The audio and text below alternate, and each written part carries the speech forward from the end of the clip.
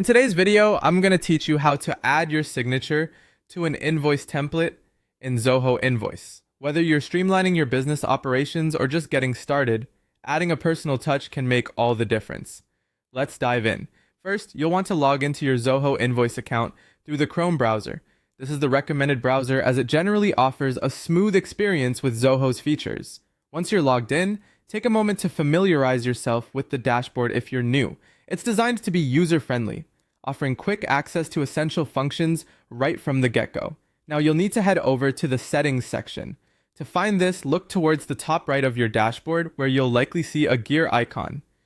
Clicking this will take you straight to the Settings area, which is your control hub for customizing how Zoho works for your business needs.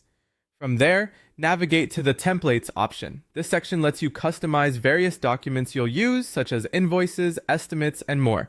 Our focus today is on invoices, so let's hone in on that. Next, browse through your available invoice templates and select the one you'd like to modify.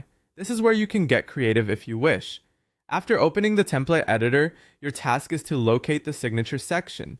This area is often found toward the bottom of the invoice template, where your contact details might also appear. If you're having trouble finding it, remember that the user interface is meant to be intuitive. Hover over different areas, and elements should light up, indicating where you can click to make modifications. Once you've found the designated spot for a signature, the next step is to upload the image of your signature. It's ideal to have your signature pre-scanned and saved as a clear image file on your computer. JPEG or PNG formats work well for this. To upload, simply click on the image icon or drag and drop your signature file into the designated field.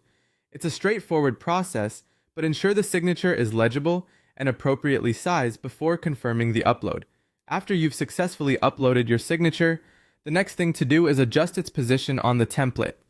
Click and drag the image to ensure it sits just right on the invoice, without overlapping any text or graphical elements.